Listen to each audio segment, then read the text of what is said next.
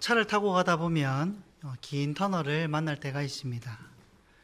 짧은 터널이 아니라 몇 킬로씩 되는 긴 터널을 지나가다가 보면 이게 언제 끝이 나나라는 말이 절로 나오게 됩니다. 제 아들이 5살입니다. 제 아들은 요즘 무서운 것이 참 많이 생겼습니다. 어두운 것을 무서워하고 그림자를 무서워합니다. 그리고 터널을 무서워합니다. 부산에 갔다 올 일이 있으면 참 많은 터널을 만나게 되는데요. 그때마다 제 아들이 이렇게 물어봅니다. 아빠, 터널 싫어. 이 터널 언제 끝나? 라고 물어봅니다. 그럼 제가 뭐라고 대답해 줄까요? 저는 이렇게 대답해 줍니다. 응, 예준아, 가다 보면 끝나. 그렇지 않습니까? 터널을 혹시 다르게 나가실 수 있는 분이 있으시다면 말씀해 주십시오. 우리의 삶에도 이런 터널을 만날 때가 참 많습니다. 짧게 끝나는 터널이 있는 반면에 끝도 없이 펼쳐지는 터널도 있습니다. 그런 터널을 만날 때 우리는 위축되곤 합니다. 그렇다면 이런 인생의 터널을 잘 지나가려면 어떻게 해야 될까요? 간단합니다. 열심히 가면 됩니다. 가다 보면 출구가 보입니다. 단순하지만 그런데 우리의 인생은 터널을 걷는 것처럼 단순하지가 않습니다. 내가 지금 걷고 있는 이 순간이 나에게 무의미한 것은 아닌지, 또 이 방법이 옳은 것인지 수많은 고민이 나와 함께하기 때문입니다. 그렇기 때문에 터널을 지나갈 때 필요한 것은 출구가 있다라는 확신입니다. 출구가 없는 동굴을 누가 들어가려고 하겠습니까? 그곳은 터널이 아니라 무덤입니다. 그렇다면 우리가 인생을 살아가면서 우리 인생 가운데 출구가 있다라는 확신은 어떻게 하면 얻을 수 있을까요? 바로 예수님을 믿음으로 하나님이 나의 아버지가 되심을 믿을 때 우리는 확신할 수 있습니다. 왜냐하면 하나님 아버지는 정말로 선하신 분이시며 정말 좋은 아버지이시기 때문입니다. 우리 다 함께 잠언 3장 11절에서 12절 읽어보겠습니다. 시작. 내 아들아, 여호와의 징계를 경히 여기지 말라. 그 꾸지람을 싫어하지 말라.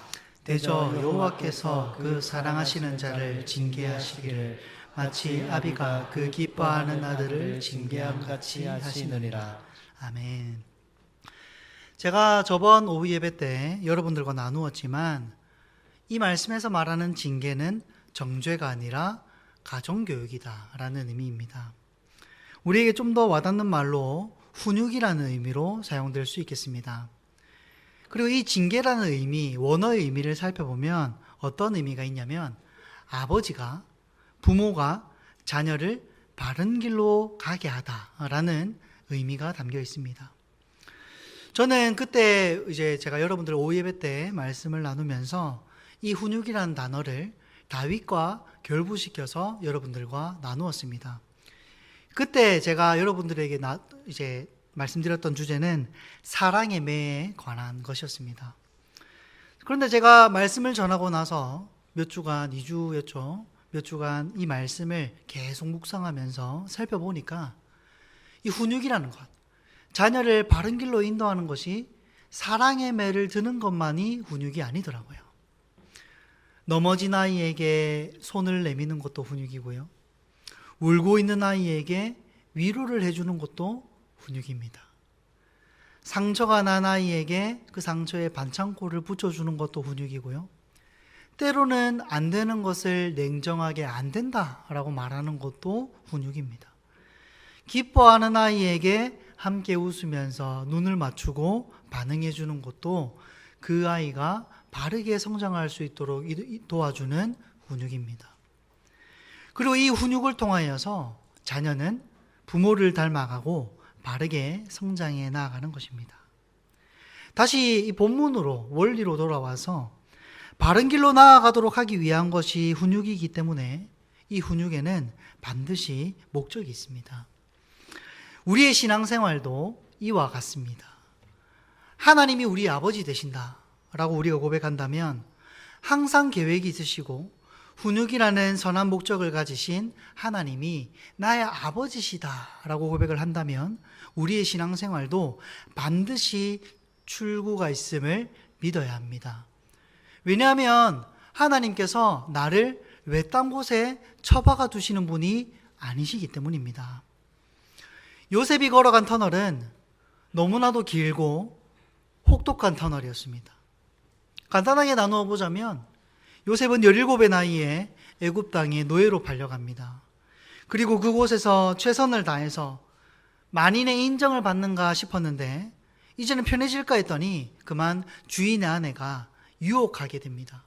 그 유혹을 받게 되는데 이것을 믿음으로 뿌리치고 도망을 가게 되지요. 그런데 이것을 통하여서 상을 받고 칭찬을 받는 것이 아니라 그 일을 통하여서 강간미수범이라는 누명을 쓰고 그 시대에 한번 들어가면 나오기 힘들다는 최악의 정치범 수용소에 갇히게 됩니다. 그리고 그 감옥에서 요셉은 30살을 맞이하게 됩니다. 몇 살에 들어왔다고요? 17살에. 17살에 노예로 팔려와가지고 30살이 되었을 때에 13년이라는 시간 동안 감옥에 있습니다. 최선을 다했는데도 말이죠. 여러분 참으로 기구하지 않습니까? 우리가 그 인생을 살펴볼 때 혀를 차면서 아이고 웃자면 좋겠노 이렇게 말하지 않겠습니까? 그런데 성경은 이토록 혹독한 터널을 2번에 걸쳐서 이렇게 표현합니다. 우리 창세기 39장 2절을 읽어보겠습니다. 시작. 여호와께서 요셉과 함께 하심으로 그가 형통한 자가 되어 23절도 읽어보겠습니다. 시작. 이는 여호와께서 요셉과 함께 하심이라 여호와께서 그를 범사에 형통하게 하셨더라. 아멘. 오늘 이 창세기를 기록한 모세는요, 요셉이 걸어간 이 혹독한 터널을 형통한 터널이었다라고 말을 합니다. 여러분, 형통의 개념을 우리가 다시 한번 재정립해야 됩니다. 형통이 무엇입니까? 말 그대로 뻥 뚫렸다는 것입니다. 그 인생이 탄탄대로라는 것입니다. 여러분, 그런데 우리가 참 삶을 살아가면서 내 삶이 형통하는 것 모두가 소원하지 않습니까? 그런데 하나님이 말씀하시는 형통한 일이 무엇인가?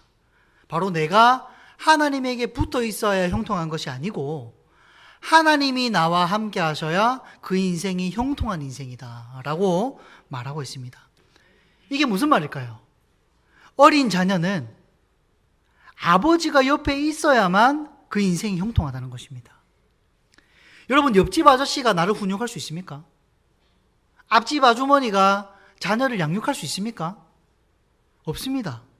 가정교육이라는 것은 오직 나의 친아버지만 하실 수 있는 것이 가정교육입니다. 여러분들, 우리가 형통이라고 할 때 자녀는 자녀가 무엇인가를 하고 자기가 스스로 닦아가지고 반짝반짝 빛이 나야 그 삶이 형통한 것이 아니라 하나님이 옆에 계신 것, 그 자체가 형통한 것입니다. 한번 따라하겠습니다. 이미 형통하다. 요한복음 1장 12절 13절에 보면 사도 요한이 이것을 집중적으로 말하고 있습니다. 우리 다 함께 읽어보겠습니다. 시작. 영접하는 자 곧 그 이름을 믿는 자들에게는 하나님의 자녀가 되는 권세를 주셨으니 이는 혈통으로나 육정으로나 사람의 뜻으로 나지 아니하고 오직 하나님께로부터 난 자들이니라. 아멘. 그렇습니다. 여러분, 우리는 다행인 줄 알아야 됩니다. 우리가 만약에 구약시대에 태어났다면 하나님이 선택하신 형통의 계보로만 구원받을 수 있었습니다. 한 명은 선택받았고 한 명은 선택받지 못했습니다. 그것이 구약입니다. 그런데 예수님께서 이 땅에 오시고 놀라운 복음을 우리에게 주십니다. 누구든지 그 이름을 믿는 자들에게는 하나님의 자녀가 되는 권세가 주어졌습니다. 여러분, 한번 따라하겠습니다. 예수를 믿은 나는 형통하다. 예수를 믿은 나는 하나님의 자녀다. 아멘. 이 사실을 믿으시는 저와 여러분들 되시길 바랍니다. 그렇습니다. 오늘 요셉이 형통했다. 이것의 출발은요, 여기서부터 출발해야 됩니다. 요셉이 특출나서가 아닙니다. 아버지이신 하나님이 바로 옆에 계셔서 요셉을 훈육하셨기 때문입니다. 그토록 어려운 환경 가운데서도 굴하지 않고 빛날 수 있었던 이유 또한 요셉이 특출나서가 아닙니다. 아버지이신 하나님이 요셉을 지도하셨기 때문입니다. 그러므로 여러분, 우리는 하나님이 아버지이시기 때문에 우리가 걷고 있는 이 동굴은 동굴이 아니라 출구가 있는 터널입니다. 더 나아가서 우리의 아버지가 하나님이시기 때문에 우리는 어두운 동굴 속에서도 빛이 나는 존재임을 꼭 기억하시기 바랍니다. 그런데 여러분, 우리가 지나가는 이 터널에는 목적이 있습니다. 저의 둘째의 이름은 소유입니다. 깰소 기름유. 주님이 오실 때 깨어 있었던 슬기로운 처녀와 같은 삶을 살아라는 의미에서 소유라고 이름을 지어줬습니다. 남자아이입니다. 그런데 이름을 이렇게 지어줘서 그런지 이 애가 잠을 진짜 안 잡니다. 잠자는 아이로 이름을 지을 수도 없고요. 그래서 제가 이 소유를 재우기 위해서 어떻게 할까요? 때로는 자기가 하고 싶은 대로 하도록 가만히 놔둡니다. 제가 해보니까 이게 제가 도닥거려 준다고 자는 게 아니더라고요. 자기가 힘을 다 써야 자기 때문에 가만히 내버려 두기도 합니다. 때로는 노래를 불러주기도 합니다. 반짝반짝 작은 별 이러면서. 때로는 이렇게 세웁니다. 정신 차리라고. 오히려 그렇게 하면은 갑자기 쓰러져서 기절하기도 합니다. 여러분들, 이렇게 다양한 방법을 이 아이에게 하는 이유가 무엇입니까? 재우기 위해서입니다. 이처럼 하나님의 훈육에는요, 다양한 방법이 있지만 그 다양한 방법 속에는 한 가지 목적이 들어 있습니다. 요셉이 마주한 훈육의 첫 번째 목적은 자기에게 주어질 사명의 기반을 마련하는 것이었습니다. 여러분, 우리가 먼저 알아야 될 것이 있습니다. 요셉은 지금 자기가 처한 상황이 왜 자기에게 벌어졌는지를 알지 못합니다. 그러나 오늘 말씀을 듣는 우리는요, 알 수 있습니다. 그 이유가 무엇입니까? 성경을 통하여서 하나님의 시선을 빌릴 수 있기 때문입니다. 하나님은 왜 요셉을 부르셨습니까? 요셉에게 맡기실 사명이 있었기 때문입니다. 그 사명은 첫째로는 애굽을 번성케 하는 것이었고, 둘째로는 번성된 애굽에 하나님의 약속을 따라서 요셉의 아버지 야곱을 애굽으로 데리고 오게 하는 것. 그것이 요셉에게 주어진 하나님의 사명이었습니다. 그런데 중요한 것은 지금 감옥에 있는 요셉, 노예로 팔려온 요셉은 이 사실을 압니까 모릅니까? 모른다는 것이죠. 먼 훗날이 되어서야 자신의 삶에 하나님의 이런 사명이 있었다라는 것을 깨닫게 됩니다. 우리 또한 우리가 삶을 살아갈 때 우리의 삶에 하나님이 왜 이런 상황을 주셨는지 알 수가 없습니다. 그러나 오늘 우리는 요셉을 살피시는 이 하나님의 시선을 우리의 인생에도 가져와야 합니다. 우리는 알 수 없지만 하나님은 아십니다. 우리 한번 옆에 있는 성도님들께 이렇게 축복합시다. 다 이유가 있습니다. 시작. 우리 이번에 반대편에 있는 성도님들에게 모르겠다고 너무 고민하지 마이소. 시작. 그렇습니다. 여러분들 고민하지 마십시오. 사람이 무엇인가를 만들어도 그냥 만들지 않습니다. 그 물건의 가치와 용도를 정하는 것이 사람입니다. 하물며 우리를 창조하신 하나님이 우리를 창조하실 때에 그냥 만드시겠습니까? 하나님이 우리를 자녀로 부르시고 당신께서 아버지가 되어주셨다는 것은 우리의 인생에 하나님의 의도와 목적이 숨겨져 있다는 사실을 의미합니다. 여러분, 숨겨져 있습니다.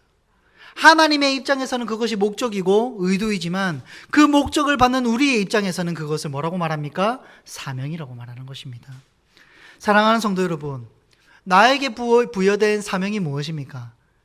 이것을 아시는 분들도 있으실 것이고 모르시는 분들도 있지만 저는 알까요, 모를까요? 모릅니다. 저는 하나님이 저에게 주신 사명이 뭔지 모르겠습니다. 하나님이 저를 통해서 어떤 일을 맡기실지 참 기대가 되지만 궁극적으로 나에게 어떤 일을 맡기기 위해서 나를 부르셨고 나에게 목사가 되게 하셨고 나를 사명의 길로 걸어가게 하셨는지는 잘 모르겠습니다. 그런데 분명히 제가 아는 게 있습니다. 그 목적을 위해서 오늘 이 시간, 오늘 이 순간을 나에게 허락하셨다는 것입니다. 그래서요, 저는 오늘의 삶이 사명을 받은 삶입니다. 여러분, 요셉의 삶도 똑같습니다. 남들이 보기에 비천해 보이고 어두운 동굴 속을 아무 의미 없이 걸어가는 비참한 삶인 것 같지만 그 속을 까보면은 하나님의 목적이 명확히 들어 있습니다. 마치 조개가 진주를 꼭 품고 있듯이 우리 안에는 하나님의 목적이 숨겨져 있다는 것입니다. 여러분, 하나님이 요셉에게 맡기실 사명, 첫째로는 애굽을 안정화시키고, 둘째로는 안정화된 그 애굽에 야곱을 데리고 오는 것이었습니다. 그 사명을 위하여서 하나님은 요셉이 애굽의 총리가 될 수 있도록 계획하셨습니다. 자, 여러분 생각해 보시기 바랍니다. 17살에 노예로 팔려왔습니다. 그리고 이제 30살이 되면은 이제 바로가 꿈을 꿀 것입니다. 몇 년 남았습니까? 13년 남았죠. 그 13년 동안 하나님은 요셉을 어떤 사람으로 만들어야 됩니까? 철부지 어린아이에서 한 나라의 총리가 될 수 있는 사람으로 만들어야 됩니다. 여러분, 우리의 입장에서, 나의 입장에서 13년 동안 노예 생활을 하고 감옥에 들어갔습니다. 얼마나 긴 시간입니까? 그런데 여러분, 하나님의 입장에서 바라볼 때 이 17살의 아이가 무엇이 되어야 한다고요? 총리가 되어야 합니다. 13년이라는 시간, 긴 시간입니까? 짧은 시간입니까? 짧은 시간이죠.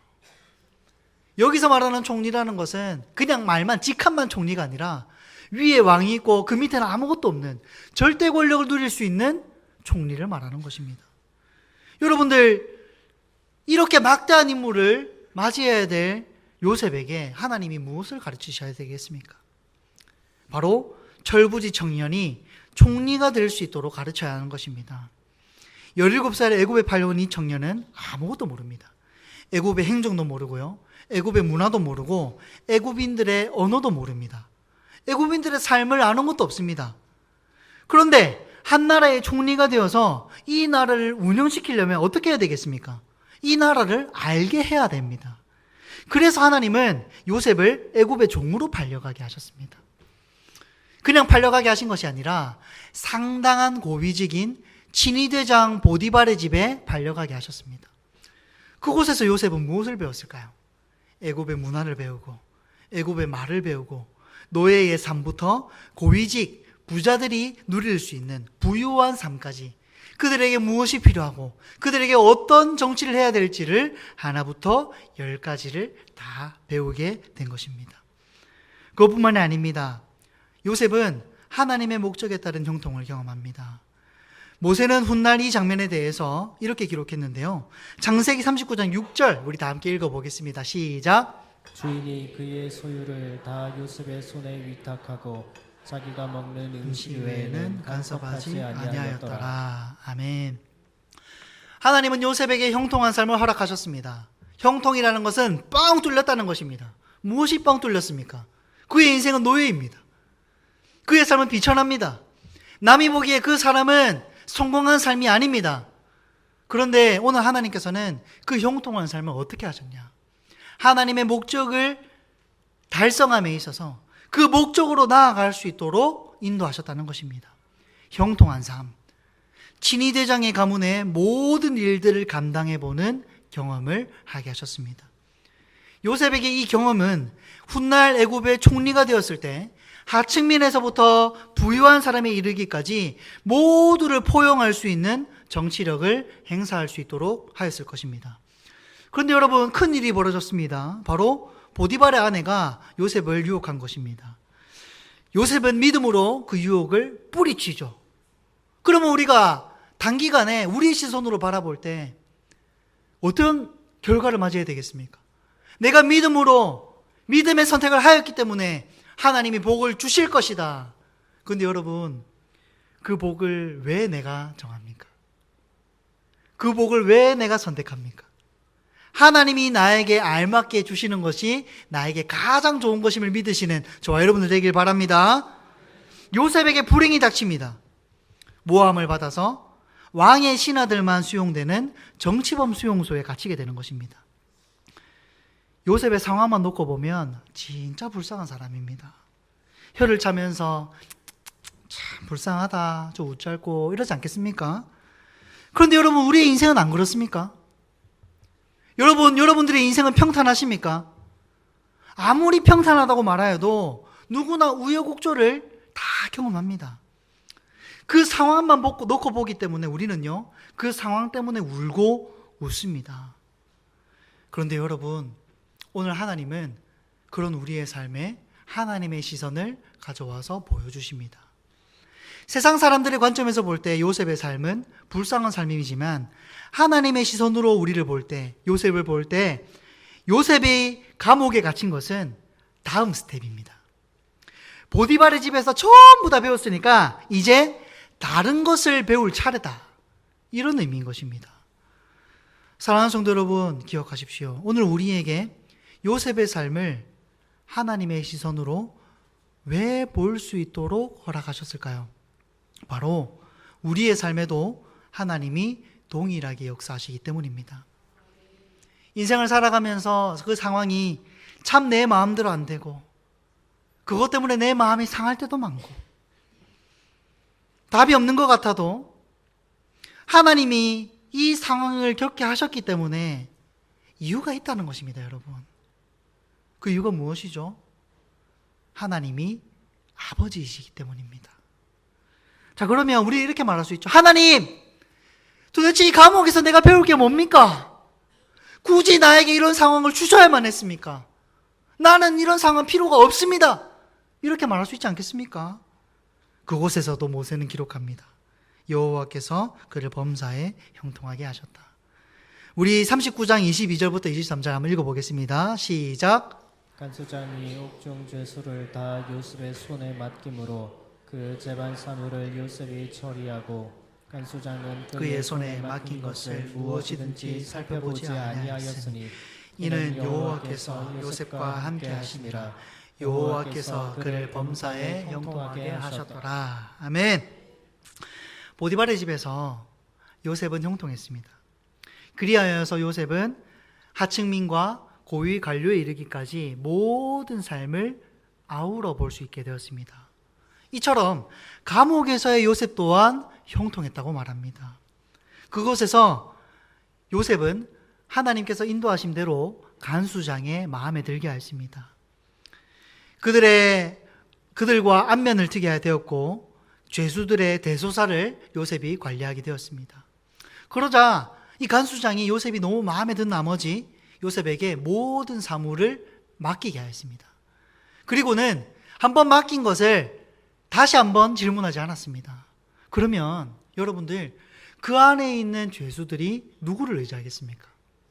요셉을 의지하겠죠. 모든 죄수들은 요셉과 친해지지 않을 수가 없었을 것입니다. 그런데 여러분, 요셉이 지금 어느 감옥에 들어갔습니까? 흉악범이 있는 감옥이 아니라 정치범 수용소에 들어갔습니다. 그곳에 있는 사람들 어떤 사람들이죠? 전부 다 왕의 신하들입니다. 하나님이 요셉에게 설정하신 목적, 첫째로는 애굽을 다스리는 것이고 둘째로는 그 다스려진 애굽에 야곱을 데리고 오는 것입니다. 그런데 여러분, 감옥에서 나갈 나이 몇 살이라고요? 30살.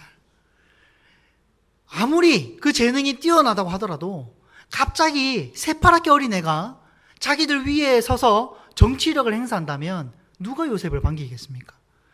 여러분들, 정치의 모습들을 보면 아무리 상대방이 좋은 공약을 내놓는다 하더라도 헐뜯습니다. 왜 그렇습니까? 왜냐하면 권력은 나눠 가지는 게 아니기 때문입니다. 하물며 요셉은 이방인입니다. 나이도 어립니다. 그런 요셉이 애굽을 통치하려면 어떻게 해야 될까요? 기반이 필요한 것입니다. 많은 학자들은 요셉이 감옥에 있었던 기간을 약 한 5년쯤으로 보고 있습니다. 그토록 긴 시간 동안 요셉은 수많은 정치인들을 만났고 그들을 섬겼으며 그들에게 자신이 뛰어남을 보여줄 수 있었습니다. 그 결과가 어떻게 되었을까요? 총리가 되는 결정적인 사건이 벌어졌을 때, 그 바로 바로왕의 꿈을 해석하고 단번에 총리가 되었을 때 성경은 그 모습을 이렇게 기록하고 있습니다. 창세기 41장 37절 한번 읽어보겠습니다. 시작. 바로와 그의 모든 신하가 이 일을 좋게 여긴지라. 여러분, 이게 어떻게 가능합니까? 한낱 이방인 청년이 꿈을 풀이하고 그 꿈의 해석과 대처 방안에 대해서 말하자 바로 왕과 모든 신하가 이 일을 좋게 여겼다. 이렇게 기록하고 있습니다. 불가능한 겁니다, 여러분. 이게 가능할 수 있었던 이유가 무엇일까요? 애굽의 신하들이 착해서 그렇습니까? 애굽의 신하들이 조금 덜 떨어져서 그런 걸까요? 아닙니다. 애굽의 정치판은 살벌했습니다. 그거 어떻게 알 수 있습니까? 바로 떡 맡은 관원장과 술 맡은 관원장의 이야기를 살펴보면 알 수 있습니다. 여러분, 한 명은 처형당하고 한 명은 복직했습니다. 살벌하죠. 이렇게 무서운 곳이 애굽의 정치 세계였는데, 그런 곳에서 모두의 인정을 받은 것은 바로 하나님께서 요셉이 사명을 펼칠 수 있도록 그 인생의 어두운 동굴 안에서 기반을 마련하셨기 때문입니다. 여러분도 우리의 인생 가운데, 우리가 걸어가는 이 터널 가운데 하나님이 우리의 인생 가운데 맡기실 사명이 무엇인지는 잘 모르지만 하나님은 일하고 계십니다. 우리의 상황을 통하여서 기반을 마련하고 계십니다. 여러분들, 바로의 모든 정치인들은 요셉의 뛰어남을 알았습니다. 요셉의 겸손함도 알았습니다. 요셉이 하나님의 자녀라는 것도 눈으로 볼 수 있었습니다. 그렇기 때문에 요셉이 하나님의 사명을 펼칠 결정적인 순간에 그 모든 사람들이 요셉의 기반이 되어준 것입니다. 여러분, 때때로 하나님은 우리의 인생을 통하여서 사명을 위한 기반을 닦으십니다. 어린아이가 제가 키워보니까요, 말 못하고 기지도 못하고 누워있는 아이가 간절히 원하는 것은 뛰는 것입니다. 여러분, 근데 그 아이가 진짜 뛰고 싶어 하거든요. 엄청 답답해서 계속 웁니다. 근데 그 아이가 뛰려면 어떻게 해야 될까요? 뛰려면 일단 뒤집어야 됩니다. 그죠? 뒤집으면 뛸 수 있습니까? 어떻게 해야 될까요? 기어야 됩니다. 기다 보면 앉게 되고요. 앉으면 설 수 있게 되고요. 서면 걸을 수 있게 되고요. 걸으면 뛰게 되는 겁니다. 여러분, 하나님은 인격적인 분이신데 왜 우리는 뛰게 해달라고 기도합니까? 하나님은요, 우리의 인생을 통하여서 장차 믿음의 사명을 잘 감당하며 그 사명을 위하여서 쓰임받을 수 있도록 뒤집는 것부터 걷는 것까지 차근차근 가르치신다는 것입니다. 그러므로 기반을 닦으시는 사랑의 아버지를 의지하시는 저와 여러분들 되시길 바랍니다. 요셉이 마주한 하나님의 훈육, 두 번째 목적은 이 일들을 통하여서 사명을 감당할 그릇을 높이셨다는 것이었습니다. 요셉이 한창 감옥에서 인맥을 넓히고 기반을 닦아가며 나아갈 때 그 감옥에 엄청나게 높은 고위직 관료 2명이 들어옵니다. 우리가 잘 아는 것처럼 한 명은 떡 맡은 관원장이고 2명은 술 맡은 관원장입니다. 그냥 주방장 아니냐 이렇게 생각할 수 있겠지만 당시에는 왕에게 모든 권력이 집중된 중앙집권 체제로서 모든 권력이 왕에게 집중되어 있었습니다. 그러면 그 권력을 차지하기 위해서 암살 시도를 많이 하지 않겠습니까? 그렇기 때문에 이 왕은 항상 이 암살에 대비해야 했습니다. 그래서 가장 신뢰하는 사람을 곁에 둘 수밖에 없었는데 그 사람들이 바로 이 떡 맡은 관원장과 술 맡은 관원장들입니다. 이 사람들은 바로 왕에게 가장 신임을 받았던 정치인임과 동시에 권력의 정점에 있었던 사람들입니다. 그런데 우리가 잘 아는 것처럼 그들은 이 감옥 속에서 풀이할 수 없는 꿈들을 꾸게 되고 그 꿈들을 요셉이 풀이해 줍니다. 그 꿈이 어떻게 풀이되냐면 간단합니다. 떡 맡은 관원장은 처형당하는 거고 술 맡은 관원장은 복직된다는 겁니다. 단순하죠? 그런데 여러분들이 술 맡은 관원장이라고 한번 생각을 해봅시다. 실제로 이 꿈을 꾸었고 이 청년이 이름도 몰랐는데 꿈을 해석해 주었고 그 해석대로 되었습니다. 그렇게 된 날에 여러분들 잠이 오겠습니까? 안 오겠습니까? 오시는 분들이 여러 분 계시겠군요. 하나님의 은혜입니다. 하나님이 사랑하는 자녀에게 잠을 주신다 했으니까 여러분들, 저는 못 잊을 것 같습니다. 자면서도 그놈 참 신통방통하네, 한번 만나봐야 되겠다, 이렇게 말하지 않겠습니까? 그런데 심지어 요셉이 이 말을 전하면서 부탁을 합니다. 관원장님, 나중에 당신이 반드시 복직될 건데 복직될 때 나를 꼭 기억해 주십시오. 근데 여러분, 술 맡은 관원장이 이 사실을 기억했습니까? 잊었습니까? 잊어버렸습니다. 잊어버릴 수 없는 것인데 잊어버렸다. 그것은 하나님이 개입하셨다는 것입니다. 의도적으로 잊어버리게 하셨다는 것이죠. 술 맡은 관원장이 나가고 나서 요셉의 마음이 어땠을까요? 처형당했다. 떡 맡은 관원장이 처형당했다는 소식을 들었을 때, 술 맡은 관원장이 하나님의 말씀대로 복직되었다는 소식을 들었을 때 요셉의 마음이 어땠을까요? 두근두근 뛰었을 것입니다. 와, 이제는 자유를 얻을 수 있을 것이구나. 이제는 내가 노예의 삶에서 여기까지 왔는데 다 끝났겠다. 기대하지 않았겠습니까? 하루가 지나고 이틀이 지나고 3일이 지났습니다. 아무런 소식이 없습니다. 그 절망의 깊이가 어떠했을까요? 여러분, 왜 하나님은 요셉에게 이런 시간을 보내게 하셨을까요? 바로 요셉에게 이 2년이라는 시간이 꼭 필요했기 때문입니다. 그리고 이 사실에 대해서 우리에게 알려주시는데, 우리는 알 수 없지만 하나님의 시선으로 이 요셉에게 왜 이런 시간이 필요했는지를 알려주십니다. 제가 거듭 말씀드리지만 요셉에게는 사명이 있었습니다. 첫 번째로는 애굽을 안정화시키는 것이고, 두 번째는 안정화된 그 애굽에 야곱을 데리고 오는 것입니다. 그렇기 위해서 총리가 되는 것이 하나님의 목적이었죠. 그런데 문제가 있습니다. 바로 요셉이 형들에게 버림받았다는 것입니다. 이것은 하나님께서 요셉을 통해 사역을 펼치실 때 제일 중요한 걸림돌이었습니다. 여러분, 요셉이 대인배라서 마음이 너무 강해서 노예로 팔려와서 열심히 한 것 같습니까? 요셉은 그 멘탈이 너무 예뻐서 그 모든 상황 속에서도 최선을 다한 것 같습니까? 아닙니다. 여러분, 요셉이 버림받았다. 자기가 가장 사랑하는 수많은 형들이 전부 나를 죽이려고 하였다. 시간이 지났는데도 불구하고 아버지가 나를 찾으러 오지 않았다. 이 사실은요, 요셉에게 심각한 트라우마였습니다. 얼마나 큰 트라우마였냐면 창세기가 총 50장인데요. 그 중에서 5장을 요셉과 형들이 화해하는 장면을 기록하고 있습니다. 엄청나게 깊은 트라우마였다는 것이죠. 여러분, 내가 만약에 그런 상황을 경험했다. 심리 상담사가 이것을 해결할 수 있습니까? 그 아픔 누가 고칠 수 있습니까? 누가 회복시킬 수 있습니까? 그런데 여러분, 하나님은 그 아픔을 치료하십니다. 그 치료 방법은 요셉이 할 수 있는 모든 수단과 방법을 내려놓게 하는 거였습니다. 요셉의 삶에는요, 온통 물음표로 가득 찼습니다. 도대체 하나님은 왜 나에게 이렇게 하실까? 왜 하나님은 나에게 이런 아픔을 주실까? 그런 고민 속에서 요셉은 한 가지를 발견합니다. 바로 하나님이 나보다 나를 더 잘 아시는구나. 하나님이 나보다 나를 더 잘 이해하시는구나. 그렇기 때문에 하나님만이 나를 바른 길로 인도하실 수 있겠구나 라는 것이었습니다. 여러분, 우리의 인생에 이런 물음표가 참 많지 않습니까? 하나님이 왜 나에게 이런 아픔을 주시는지, 왜 나에게 이런 고통을 주시는지.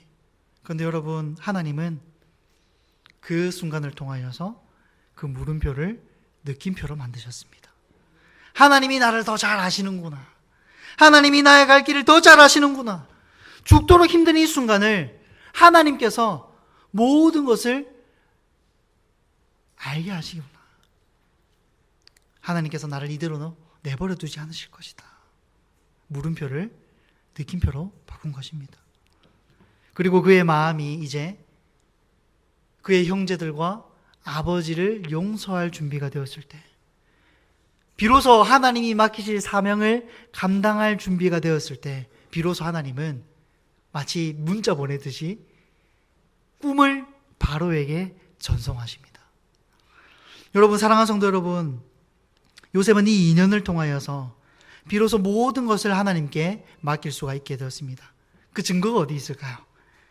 바로 애굽에서 가진 2명의 아들의 이름을 살펴보면 알 수 있습니다. 므낫세와 에브라임입니다. 므낫세, 그 이름의 뜻은 하나님께서 나로 하여금 내 모든 수고와 내 아버지의 집의 모든 일을 다 잊게 하셨습니다 라는 의미입니다. 이 말이 무슨 말입니까? 이제 내가 하나님이 인도하셨기 때문에 그들을 다 용서할 수 있게 되었습니다. 하나님 감사합니다라는 의미입니다. 이 말의 의미는 하나님께서 요셉에게 아버지와 형제들을 용서할 수 있도록 인도하셨습니다 라는 요셉의 신앙 고백입니다. 둘째의 이름은 에브라임입니다.